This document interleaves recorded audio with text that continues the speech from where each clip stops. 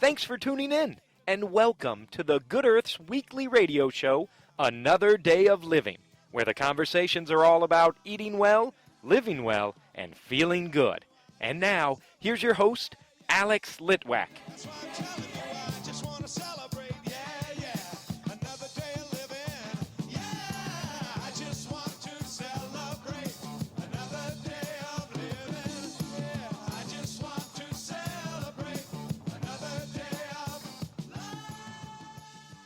It's that time of year to wrap up the good, the bad, and the ugly. And with me is Kat Coplen. She is the editor of the fabulous NUVO weekly newspaper. Hello, Kat. Hi, thanks so much for having me. And you gave me a fun little fact that you and NUVO share the same number of years in existence, 27. Yes, 27 years on the streets for NUVO in March, and I'll turn 28 later on in December, so... Thank God you didn't. 27th year. Thank God you didn't say 27 years on the street for me. No, that's what we're trying to stay off of. No. So this has been a crazy year, 2016. Right. This year has been absolutely wild. The big dips in sadness and grief and the big highs in, oh my God, these great things are happening. Yes, and I think a lot of it can be summed up, and you can just say one word and people are like, think Syria, Zika, Prince, Bowie, Leonard Cohen. That's 2 words, but you know what I'm saying. I mean, there has been a lot going on.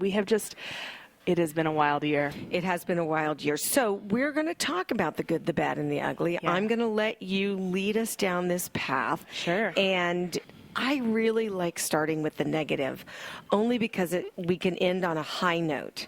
And when I say a high note, I'm not speaking of cannabis, which is still not legal in the state of Indiana. And it doesn't look like that'll be changing soon. No, which is, I think, a sorry state of affairs since we are an agricultural state. Yeah. And we could be making so much money. Industrial hemp, we put together an entire hemp issue that came out on 4/20 this year, appropriately enough.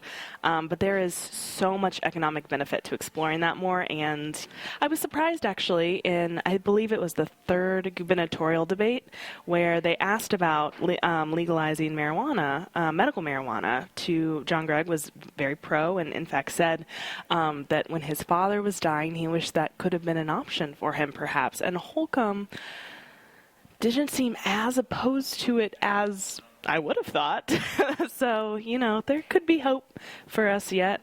Okay, I'll be cautiously optimistic. I forgot to mention that we are at a wonderful restaurant at 49th and College called Open Society. They have yummy drinks. They have yummy small plate food, really inventive menu. So if you hear some things happening in the background, that's what's going on. And I have a great coffee, and I need coffee because covering the election has been exhausting. I would imagine so. What's the first negative thing that has been going on in 2016? Well, I've really been reading a lot about the protesters at Standing Rock. I'm worried about the way that they're being treated, and just proud that Indianapolis is standing up in solidarity alongside Standing Rock. We've had multiple protests coordinated by the No Dakota Access Pipeline Indy group. Things are changing rapidly, so by the time you hear this, the camp could be closed. But right now, I think that we need to continue to honor the First Amendment right of those protesters to stay and protest their holy ground. They don't like to be called protesters. They prefer water protectors because that's what they're doing. They're protecting their land's water supply. In light of what happened in Flint, Michigan, aren't we all concerned about clean water? Absolutely. Haven't we already seen a disaster or several disasters over the year? Why is this such a difficult issue? Absolutely. And that pipeline's original location was moved because it was too close to Bismarck. And the Army Corps of Engineers, I believe, rejected the original proposal for its original location because they were worried it would contaminate the municipal water supply there. So I don't understand why the same concerns aren't being honored by the Standing Rock Sioux. They share the same concerns about both their holy ground there. and their water supply. And, Indiana does not have the best track record of great water supply or air quality, so we should be paying attention. And we are still, I believe, without a climate action plan. Yep. I think that we'll see that the Trump administration's official climate change stance is that there isn't any, or not at least any, that we can significantly impact. I believe that the last thing that I read that he had said was that, to the New York Times, was that maybe there is a human impact on climate change, but we just can't be sure how much. That's better than it's a Chinese hoax, but not by much. I think that he plans to dismantle the EPA, possibly withdraw from the Paris Climate Agreement, and that's really scary. That's scary for our world. It's scary when I think about, my future children. Let's take a moment to just weep. Yeah. Do you think? I'll join you. Yeah. We can weep openly about the bad policies that will not shelter our environment and the people across this country. In fact, this morning's New York Times, so this will be about a week old, this morning's New York Times said that in Alaska there are villages that are now becoming flooded. They were having to relocate their citizens because of the water levels rising. Yep, same in the Maldives. I know that the government of the Maldives have said that it is 100% going to sink, and they need to relocate that population in the very near future, and have already started. I hate to make an assumption, but I believe that whoever gets put into the Department of Interior will start allowing drilling on federal lands again. It has been rumored that oil tycoon Forrest Lucas of Lucas Oil Stadium could be taking that position. Also, Sarah Palin has also been floated. So there are a lot of people who I think have a policy of disregarding what scientists say that are going to be in charge of how we respond to scientific things. And it isn't just one scientist. It's a slew of scientists. 99 out of 100, generally. Yes, like a gaggle of geese. Exactly. Or a murder of crows. Okay, so that's negative. That's really negative. All right. That's negative. Issue number 2 that you're really down on. Issue number 2, NUVO did a lot of coverage of HEA 1337, which was the abortion bill that had a gaggle of different, very extreme things packed into it, including a disposal of fetal remains in a funereal way, cremation, which was just going to be lawfully very interesting because it included not only abortion but also miscarriage. This is my moment to remind you that 50% of pregnancies end in miscarriage, and many times you don't even know it. So the idea that a woman could be criminalized for her reproductive process is just... This is the moment where I'm going to choose women. Yeah. How is it that men are deciding what women can do with their bodies? Yeah. I know we're talking about negative things right now. Yes. But a positive thing on the side of reproductive justice would be that law was found unconstitutional by Judge Tanya Walton Pratt in June. And so it's not part of Indiana law. Now, mind you, Texas just passed those same restrictions through a Department of Health code change. So it didn't need to pass the legislature. But there were a lot of other things folded into that law as well, including that a doctor could be found guilty of criminal charges if a woman had an abortion for any, I believe the language was Down syndrome or any other disorder. So that is a lot, and I think that speaking from a totally personal opinion, we need to trust each individual woman to do the right thing for her family. And that is not what laws like this set out to do. There have been movements within the upcoming General Assembly of a lawmaker from Northeast Indiana who wants to put out another very restrictive abortion law, including essentially outlawing abortion for any reason. And House Speaker Brian Bosma gave that a pretty chilly reception and said that, he doesn't want to basically be buying a lawsuit for the state of Indiana to attack Roe versus Wade, which many people think will be under attack in the upcoming administration. Absolutely. Our ex-governor has made it his mission to overturn Roe v. Wade. Yeah. So the women of the United States, if choice is an issue you care about, this is going to be such a battleground for the next 4 years. Yeah. I know we're still on the negative side, but a positive thing that I have to highlight is the enormous outpouring of political activism that I've seen in the state of Indiana. Periods for politicians, previously periods for Pence, the No Dakota Access Pipeline Indie group that I mentioned before, several others. There's a huge amount exploding right now in Indianapolis. So if you want to get involved in civic advocacy, if you want to get out and wave your signs on the streets, there are places to do that. If you want to donate money, there are places to do that. ACLU of Indiana will always take your money to continue to defend laws like this, HEA 1337, RFRA, different things that, you know, don't just impact Hoosiers anymore, since our former Governor Pence, well, current governor, until January actually, is finishing out his term, will take to a nationwide level. Yes, and here in Indiana, there's Women for Change, Indiana, and there's also Pantsuit Nation. So I love that grassroots activism is really making a comeback. Yeah. On one hand, it is sad because these are a lot of battles that we fought. You know, I'm reminded often, like we said at the top of the hour, I'm 27, the same age as NUVO, so I was not on the streets protesting when a lot of these original battles were being fought by a lot of women in the past, and the future is unclear, but I know that there are a lot of Hoosiers that are out there having their voices being heard. Yes, and that is a good thing. All right, any other negative issues you'd like to highlight? Let me think. I think that we saw a lot of really divisive rhetoric, specifically targeting non-Americans, Muslims, refugees. You know, Indiana settled several Syrian refugees within the state, but not without a fight. You know, we had to fight our governor, Mike Pence, to be able to settle those families. And Exodus Refugee and Catholic Charities both did work along with the ACLU. But, you know, these whispers of a Muslim registry and this bigotry it's not Hoosier hospitality. It is not. That is a great way to put it. Bigotry is not Hoosier hospitality. No.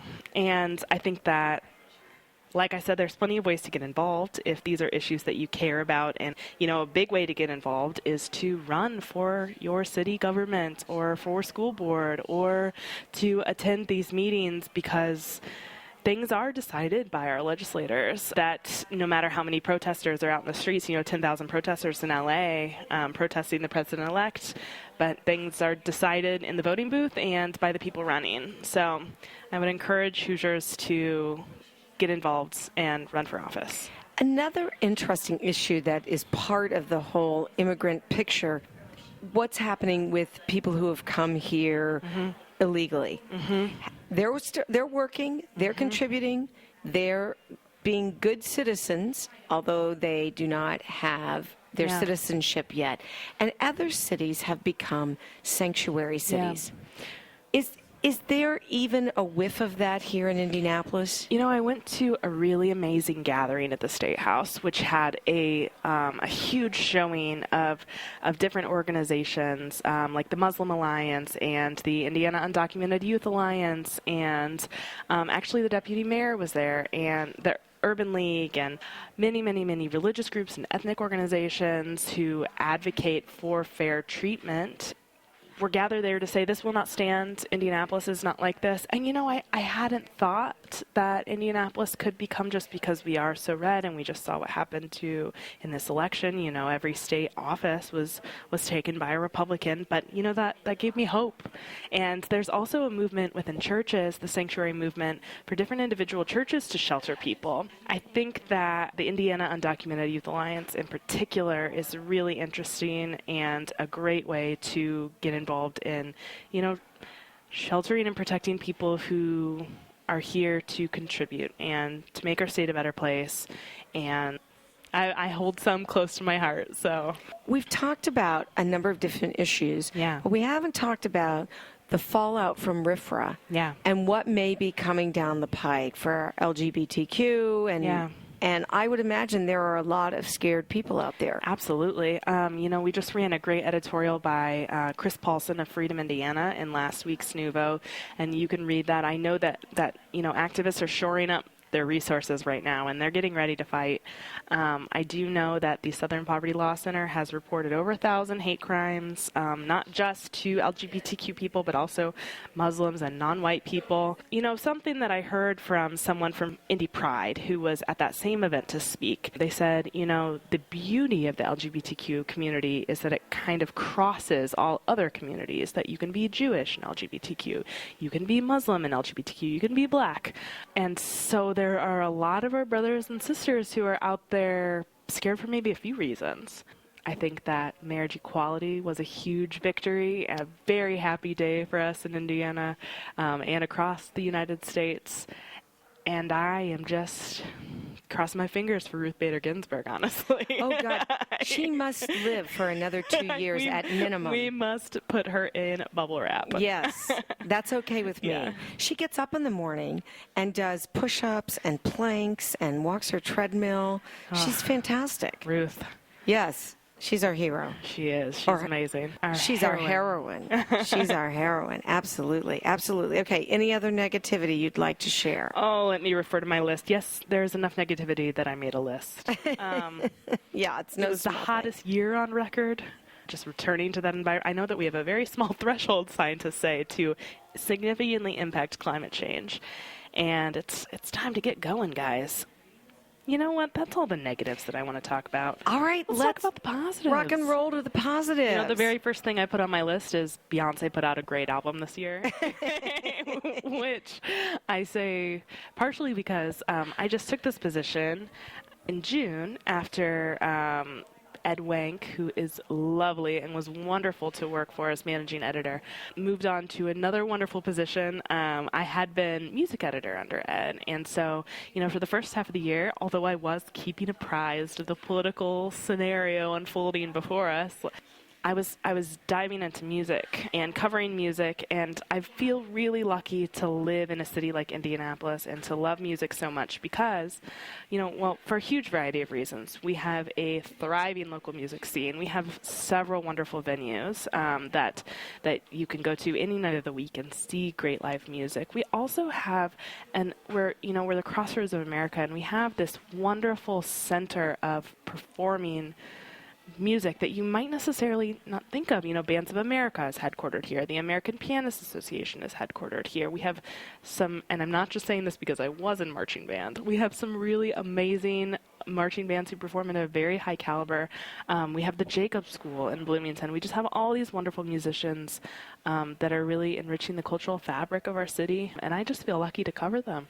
I don't play music anymore, but I just go and see it. I just enjoy it. Yeah, I think you're absolutely right. Any day of the week, you can go hear jazz, you can go hear blues, you can go hear rock and roll. Yeah. How great is that? It's amazing. And, you know, the jazz history of Indianapolis is something that I've really found pleasure learning more about since I've been in this role. And, you know, I'm sitting, 100 yards from the Jazz Kitchen right now, or actually maybe a couple more than 100 yards, not more than 2 blocks though, and they have so many amazing, you know, world caliber musicians that come there. Yes. Jazz Fest. And more than that, you know, any number of amazing local jazz musicians. You can see playing at the Chatterbox, playing at Marrow and Fountain Square, all these different places. So there is a little bit of sadness in the music world, though, because really David Bowie, Prince, Leonard Cohen, that's big. Huge. That's a lot of people. Huge. I have a confession to make. There's this wonderful video on what my mother calls the YouTube, and it's of George Harrison's induction into the Rock and Roll Hall of Fame, and it's this world-class band led by Tom Petty, and Prince comes on and does the guitar solo, and it just blows you away. I have seen that. Yeah. I have seen that. Yeah, it just makes you happy. Yeah. Well, you know, I think that what we're seeing right now is, unfortunately, what's likely to continue the next several years is the crest of the music explosion that happened in the 60s and 70s. Those people are starting to get a little bit older now. Yes. And I've just got my fingers crossed for a couple of them that Yes. I will meet, just like Ruth Bader Ginsburg. Right. Just let's put everyone in bubble wrap Exactly. who's over 70. Exactly. How about that? Yeah. Okay, so that's good. That's good. The music scene. Yeah. We'll dig that. All right, what's the next good thing? Something else that I found earlier, you know, we spent a lot of time talking about environmental issues. Millennials, and I'm not just saying this because I am one, overwhelmingly voted for more progressive candidates in the last election. And I found some stats from an environmental blog that I covered, and they said that 3/4 of adults under 30 favor restricting carbon emissions from power plants. 62% oppose expanded offshore drilling, as opposed to 35% of over 65s. 75% of people under 30 think developing alternative energy sources is more important than expanding, you know, fossil fuels. So there is hope. I love that. I love that. Along with the activism, people have a commitment to positive change for everyone. Absolutely. It's not just me, me, me, me, me. Absolutely. You know, something else that heartened me during this somewhat difficult election season was the tone of the different governors' debates that I watched. You know, at one point, Eric Holcomb and John Gregg hugged each other on stage during the debate. It was a funny moment involving a name slip up by the moderator that we don't need to talk about right now, but I think it shows that no matter how deeply divided people are, there can still be common ground found and kindness shown, even at this very high level of contention between two people who are pretty opposed. I was speaking with someone who I admire very much, and she said, you know, she pays a lot of attention to different Pew Research polls, and a recent poll was released that shows that Americans on one side or the other of the ideological aisle feel they have less in common than ever before than people on the other side of the aisle, you know, and I think that the thing that, regardless of what our leaders are doing, that we need to search for is common ground and empathy to one another, and that will kind of shelter us from some of the divisive rhetoric that is being shared between candidates and angry trolls online and the variety of nastiness.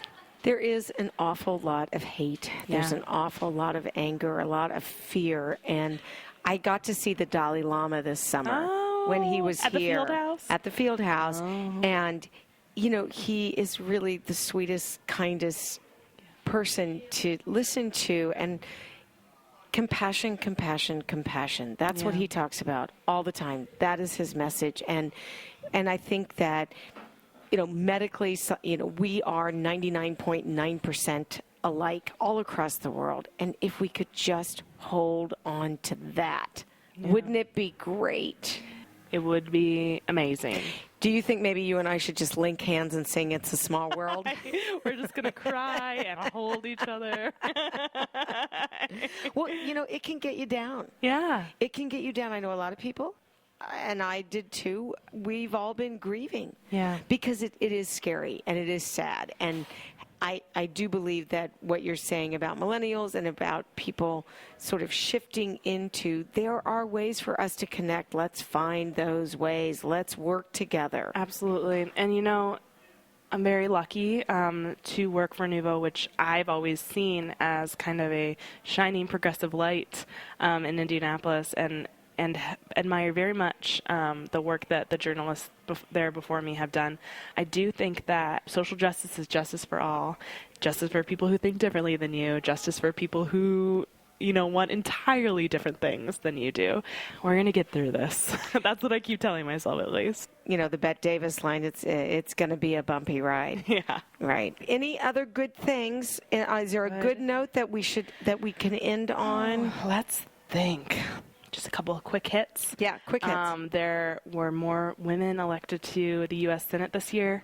I do think that the Holcomb administration looks like it will be looking to focus less on the social policy that has troubled Indiana in the last few years. I think that there are journalists doing amazing work, both at the Indy Star, of course I'm biased, so yes, NUVO as well, but at our own local daily, at our national papers like the New York Times and the Washington Post, and I think that people are really paying attention to the news and, trying to suss out what's fake and set that aside, which is a very 2016 problem, but that there are people reporting amazing stories, and that maybe some of the reason that we all feel, this so deeply is because this is the first election cycle where we all could have our voice heard on social media and connect across such a global way. In 2008, when Barack Obama was elected, Twitter was not the behemoth that it is now. Facebook was still, I think, restricted for college students. We're connecting with each other more than we ever have before during this presidential election, and I think that has kind of turned up the volume on both the good and the bad.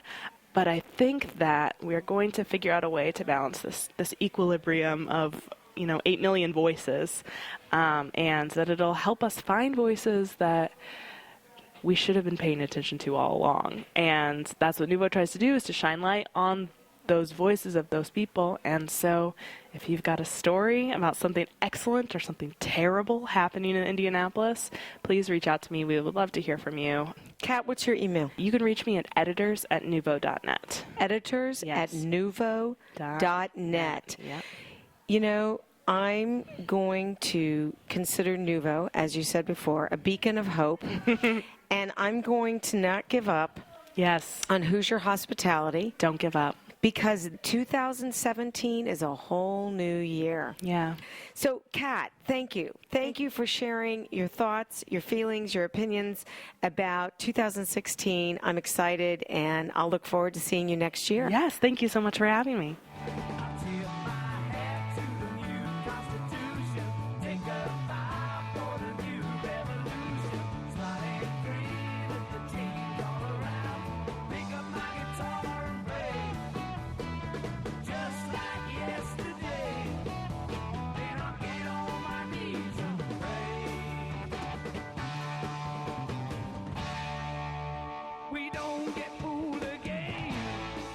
The Good Earth Natural Food Company is celebrating its 46th year as Indy's original source for organic foods, high-quality supplements, toxin-free body care products, therapeutic herbs and teas, cooking spices, essential oils, healthy shoes, and so much more.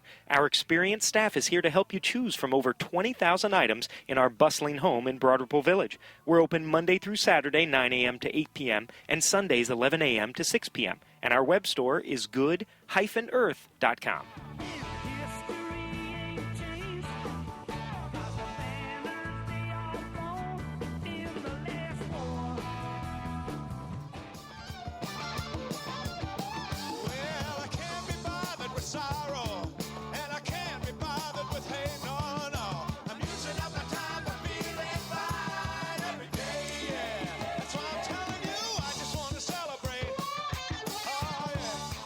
That's our show. Next week, it's Bob and Rudy with another day of music and a whole lot of holiday cheer.